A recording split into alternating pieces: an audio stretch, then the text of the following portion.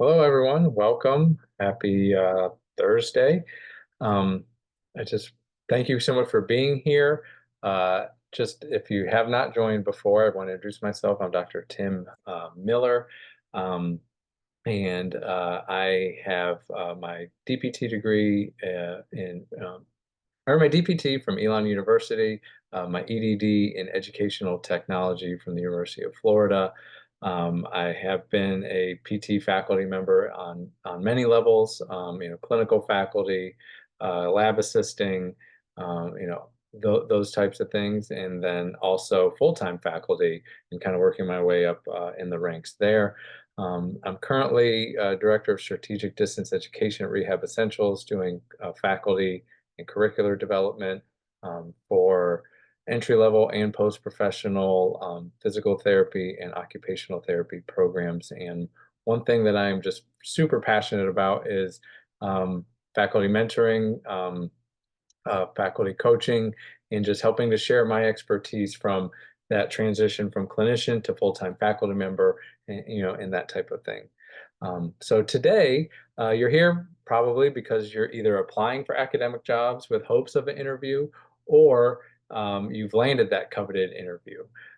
So you may be wondering, how do I prepare? What should I expect?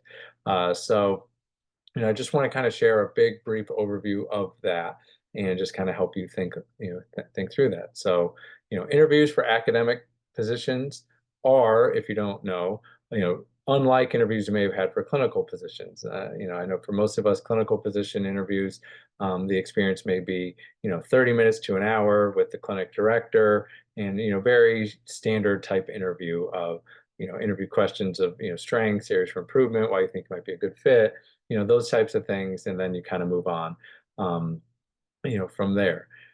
Interviews for academic position or faculty interviews are vastly different and definitely require a lot more thought and preparation than other interviews you may have had previously. So today I want to go over that big picture overview of what to expect. So the biggest thing, first off, is, being prepared for at least a half a day up to almost a full day, 4 to 6 hour-ish, marathon, I would say, of a process and experience. And excuse me, but please know that not all of it is just a grinding, never-ending, interview, where you're sitting in a, windowless room underneath a big spotlight or anything like that.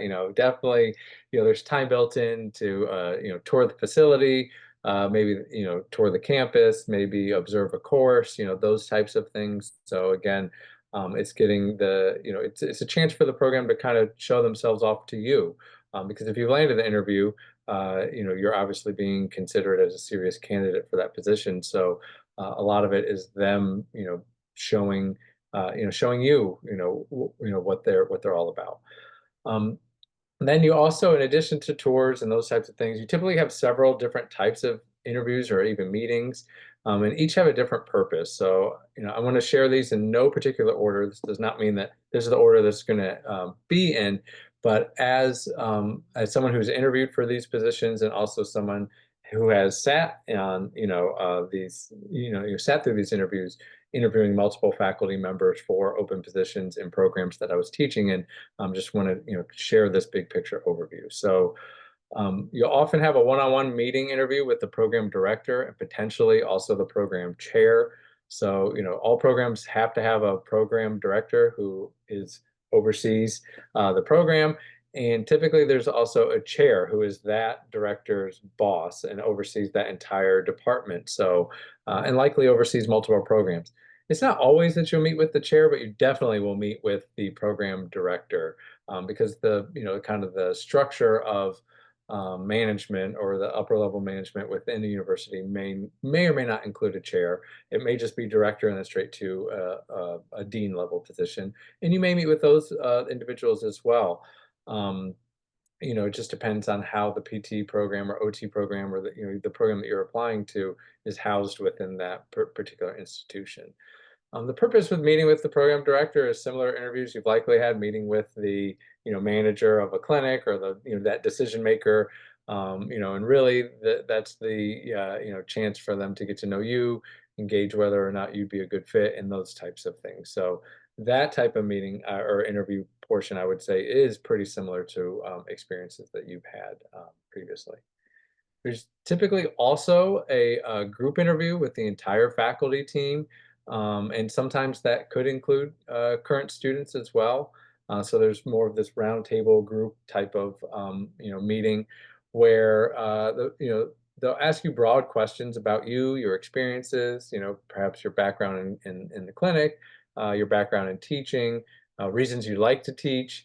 But for you, it's also time for you to ask big picture questions about the program and position and things you may be curious about. Although I would recommend that you do your homework on the program before arriving, so it's clear you're already familiar with what they're about or what they say on their website or the unique features of that program. And then your questions are directed at showing that you already know about the program, but you have some clarifying questions about it. In addition to the group interview, typically there are going to be one-on-one meetings or interviews with individual faculty members. I know when I interviewed for my full-time academic position, being a faculty member in a PT program, I kind of went from office to office, down the hall, meeting with the individual faculty members and, just the one-on-one with them. And the of that is to, for the faculty members to get to know you outside of that group setting. And this is where, in my experience, the individual faculty members may ask you about maybe particular items in your resume, really trying to get a good understanding, of you outside of that group setting. If you be a good fit for the team. But also, just like in the group interview, it's a time for you to get to know each faculty member. Ask them questions about their experiences working for the institution and teaching in the program, and those types of things and requirements that they have. Based on, or even asking about, what are their research interests and how do they, fulfill scholarly requirements, and what does that look like, and that type of thing. So again, it's not just a one-way street. You should be prepared to have your questions ready. Other types of meetings or interviews that you may encounter are interviews with committee chairs. Oftentimes that might be lumped in with those one-on-one faculty meetings. So for example, part of being a faculty member is serving on committees, maybe the admissions committee or the search committee or the curricular committee or the student success or student progress committee.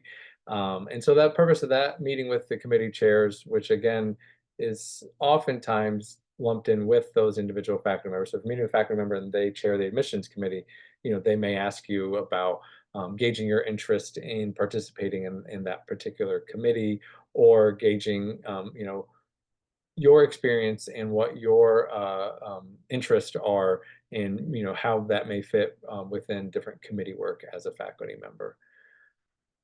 And besides all of these, group, individual, interview or meetings, you'll also be asked to give a presentation. So this is typically a very big part, of the, of that interview process. So some programs that you're applying for may give you a topic to present on, while others may just leave it completely up to you and say, hey, pick a topic.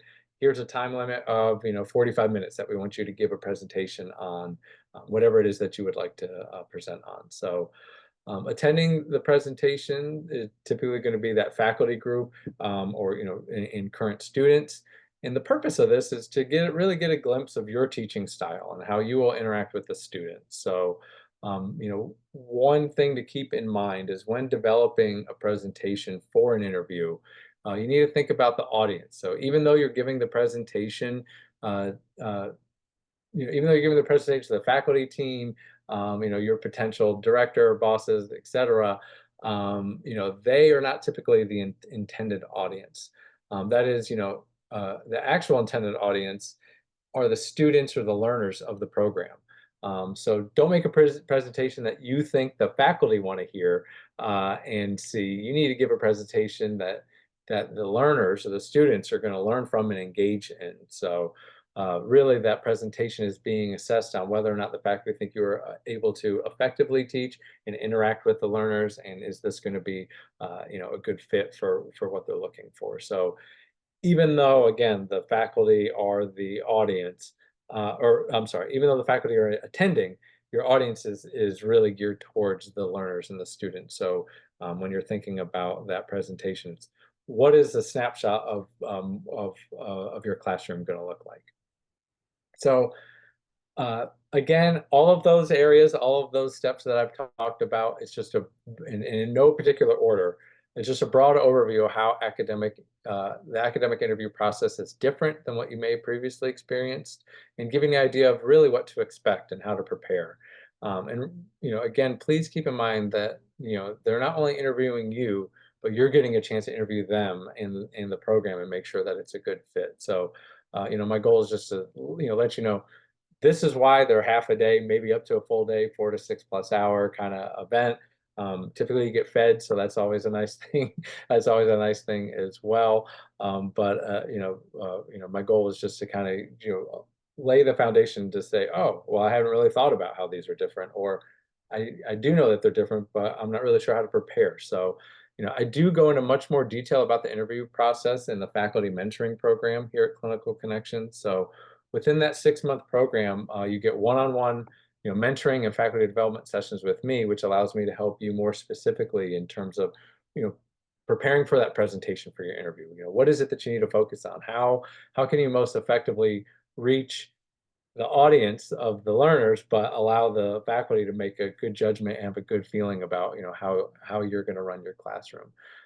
Giving feedback on the presentation, even thinking through questions for you to ask during the interview and give you a clear understanding of all aspects of being a faculty member. I know, many think that faculty member is just kind of teaching and that's it, but there's a lot more to that. A lot more to it than that. I know I mentioned committee work, research, those types of things. So there are a lot of requirements and expectations, and it's helpful that you thought through those before you get to interview, so you know what questions to ask and you are prepared for that. So which is also, again, why, because of the many layers of being a faculty member, which are all exciting and fun, especially transitioning, from the clinic, that's why the interview process is long, because there's so many areas that they need to focus on to see, how good of a fit you're going to be. In addition to helping prepare for interviews or even getting interview, with faculty mentoring, one thing that I really focus on is, help you develop into a faculty member and fully understand how to start off on the right foot, but position yourself for, the promotion requirements, and, above all, really love and thrive in your teaching. And if this is a new role, thriving in that new role. So, in those sessions, I cover it is driven by you, but, cover oftentimes if you're a faculty member, like, okay, great, you are now going to be in charge of this class. And, just thinking through, well, where do I begin? So building courses from the ground up, or how to make a course that you are inheriting, how to make it your own. How do you put your own spin on it, given the time that you have to do so? One area that I absolutely love helping out in is instructional design. So best practices to engage the students and maximize learning and help you save time. So you can learn from not only mistakes I made, or lessons along the way, but also my expertise to help you with that. And that includes creating effective assessments, including assignments, writing exam questions, building those assessments, writing rubrics, student-friendly course policies, or anything related to a syllabus, and those types of things. So I know when I first became a faculty member, like, okay, well, you got to come up with your syllabus, and it's like, oh, well, I've never been asked to do that. I'm not even sure what's involved in that. So there's a lot to being a faculty member, and having someone there alongside you who has done it can be just really helpful in terms of mentorship and coaching. Just like in the clinic when you're a new grad, you knew enough not to hurt somebody probably, but you may not obviously didn't have the expertise of a seasoned clinician who may have mentored you along the way. So again, the focus of the individualized mentoring is to provide you support where you need it most. It's important that you drive the sessions, but I did want to share just an idea of the breadth of my expertise and how I can help you best navigate the wonderful world of academics. So if that's something that you would like support and guidance in, you can send me a direct message, or you can drop teach in the comments below, and we'll be happy to reach out with details of the faculty coaching program and answer any questions. I hope you learned something new today. Please go ahead and drop in the comments any aha moments you had, or something that really stood out, or something maybe new that you didn't know. So thank you for watching, whether you're on Instagram or Facebook group or on YouTube. If you have questions about anything that I talked about today, please feel free to message me or just leave your questions in the comments. So until next time, thank you so much, and I'll talk to you soon.